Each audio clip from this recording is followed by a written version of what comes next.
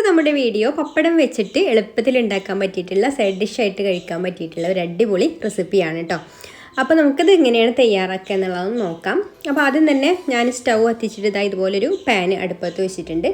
ഇതൊന്ന് ചൂടാവുന്ന സമയത്ത് നമുക്കിതിലേക്കൊരു 1.5 ടീസ്പൂണ് വെളിച്ചെണ്ണ ഒഴിച്ചു കൊടുക്കാം. വെളിച്ചെണ്ണ തന്നെ വേണം കേട്ടോ ഈ ഒരു റെസിപ്പി ചെയ്യാൻ വേണ്ടിയിട്ട്. ഒരു നാടൻ റെസിപ്പിയാണ്, അപ്പോൾ ഒരു വെളിച്ചെണ്ണൻ്റെ ഫ്ലേവറിൽ തന്നെ ചെയ്യുകയാണ് നല്ലത്. അപ്പോൾ വെളിച്ചെണ്ണ ചൂടായിട്ട് വന്നിട്ടുണ്ട്. ഇനി നമുക്കിതിലേക്കൊരു 8-10 ചെറിയുള്ളി തൊലിയൊക്കെ കളഞ്ഞിട്ട് അത് ചേർത്ത് കൊടുക്കാം. ഞാനിപ്പോൾ ഇവിടെ ചെറിയ ഉള്ളിയാണ് കേട്ടോ എടുത്തിട്ടുള്ളത്, അതുകൊണ്ടൊരു 10 എണ്ണം എടുത്തിട്ടുണ്ട്. വലുതാണെങ്കിൽ ഇത്ര തന്നെ വേണ്ട. പിന്നെ ഒരു 3 വറ്റൽമുളകും കൂടെ എടുത്തിട്ടുണ്ട്. വറ്റൽമുളക് എരിവിന് ആവശ്യമായിട്ടുള്ളത് എടുക്കാം കേട്ടോ. ഇനി ഇതൊന്ന് ചെറുതായിട്ട് വഴറ്റിയെടുക്കാം.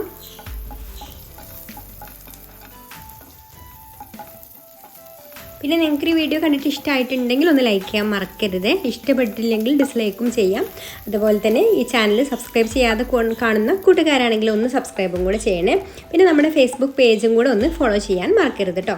അപ്പോൾ ഇത്രയും മതി. ഇത് റോസ്റ്റായിട്ട് വന്നിട്ടുണ്ട്. കുറേ നേരിട്ട് റോസ്റ്റ് ചെയ്തെടുക്കൊന്നും വേണ്ട കേട്ടോ.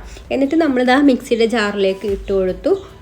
ആ ഒരു ഞെട്ടി കളഞ്ഞിട്ടുണ്ട് കേട്ടോ, മുളകിൻ്റെ ഞെട്ടി കളഞ്ഞിട്ടാണ് ഇതിലേക്ക് ഇട്ട് കൊടുത്തിട്ടുള്ളത്.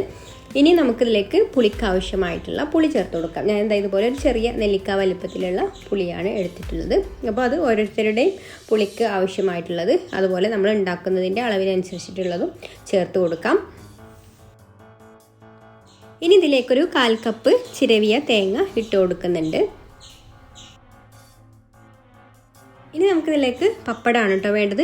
അപ്പോൾ ഞാൻ 2 പപ്പടം ഇവിടെ പൊരിച്ച് വെച്ചിട്ടുണ്ട്. പിന്നെ ഈ പപ്പടം പൊരിച്ചിട്ടുള്ള ഓയിൽ തന്നെയാണ് കേട്ടോ, നമ്മൾ വെളിച്ചെണ്ണയിൽ തന്നെയാണ് കേട്ടോ നമ്മളിത് വഴറ്റിയെടുത്തത്. അതിൽ നിന്ന് കുറച്ച് വെളിച്ചെണ്ണ എടുത്തിട്ടാണ് നമ്മൾ ഈ ഒരു ഉള്ളിയൊക്കെ വഴറ്റിയെടുത്തത്. അപ്പോൾ നമ്മൾ ഉണ്ടാക്കുന്നതിൻ്റെ അളവിനനുസരിച്ചിട്ടുള്ള പപ്പടം ചേർത്ത് കൊടുക്കാം, ഫ്ലേവറിനനുസരിച്ചിട്ട്. അപ്പോൾ ഞാനിവിടെ ചെറിയൊരു അളവിലേ ഉണ്ടാക്കുന്നുള്ളൂ. അപ്പോൾ ഇത് അത്യാവശ്യം കുറച്ച് വലിയ പപ്പടം ആയതുകൊണ്ട് ഞാനിത് ഒന്നുള്ളൂ കേട്ടോ ചേർത്ത് കൊടുക്കുന്നത്. അപ്പോൾ ഒരു പപ്പടം ഞാൻ ഇതുപോലെ മുറിച്ചിട്ട് ചെറുതായിട്ടൊന്ന് പൊടിച്ചിട്ട് മിക്സിയുടെ ജാറിലേക്ക് ഇട്ട് കൊടുത്തിട്ടുണ്ട്. ഇനി നമുക്ക് ഇതിലേക്ക് ഉപ്പ് ചേർത്ത് കൊടുക്കണം. ഉപ്പ് ചേർത്ത് കൊടുക്കുമ്പോൾ ശ്രദ്ധിക്കണം, കാരണം പപ്പടം ഉപ്പുള്ളതാണ്. അപ്പോൾ ഒരുപാട് ഉപ്പ് ചേർത്ത് കൊടുക്കേണ്ട. നമ്മൾ എത്രയാണോ പപ്പടം ചേർത്ത് കൊടുക്കുന്നത് അതിൻ്റെ അളവൊക്കെ നോക്കിയിട്ട് അതിനനുസരിച്ചിട്ടുള്ള ഉപ്പ് ചേർത്ത് കൊടുത്താൽ മതി കേട്ടോ. ഇനി ജാർ അടച്ച് വെച്ചിട്ട് ഇതുപോലെ ഇതൊന്ന് അരച്ചെടുക്കണം. ഒട്ടും വെള്ളം ചേർക്കാതെ ഇതുപോലെ ഒന്ന് ചതച്ചെടുക്കുന്ന രീതിയിലാണ് കേട്ടോ ഇത് ഉണ്ടാക്കിയെടുക്കുന്നത്. അപ്പോൾ ഇത്രയേ ഉള്ളൂ, നമ്മുടെ അടിപൊളി പപ്പട ചമ്മന്തി ഇവിടെ റെഡി ആയിട്ടുണ്ട്. അപ്പോൾ കുട്ടികൾക്ക് സ്കൂളിൽ കൊടുത്തു വിടാനും അതുപോലെ ഓഫീസിലൊക്കെ പോകുന്നവർ ചോറൊക്കെ കൊണ്ടുപോകുന്നവരാണെന്നുണ്ടെങ്കിൽ അവർക്കൊക്കെ കറിയൊന്നും ഇല്ലാതെ തന്നെ ചോറ് കഴിക്കാനുള്ള നല്ല ടേസ്റ്റി ആയിട്ടുള്ള ഒരു പപ്പട ചമ്മന്തിയാണ് കേട്ടോ ഇത്. അപ്പോൾ എല്ലാവർക്കും ഈ ഒരു റെസിപ്പി ഇഷ്ടമായിട്ടുണ്ടാവും എന്ന് വിചാരിക്കുന്നു. അപ്പോൾ ഇതുപോലെ ട്രൈ ചെയ്ത് നോക്കാത്തവരൊക്കെ ഉണ്ടെങ്കിൽ ഒന്ന് ട്രൈ ചെയ്ത് നോക്കിയിട്ട് ഫീഡ്ബാക്ക് ഒക്കെ അറിയിക്കണേ. അപ്പോൾ ഇനി മറ്റൊരു നല്ല റെസിപ്പിയുമായിട്ട് അടുത്ത വീഡിയോയിൽ കാണാം. താങ്ക്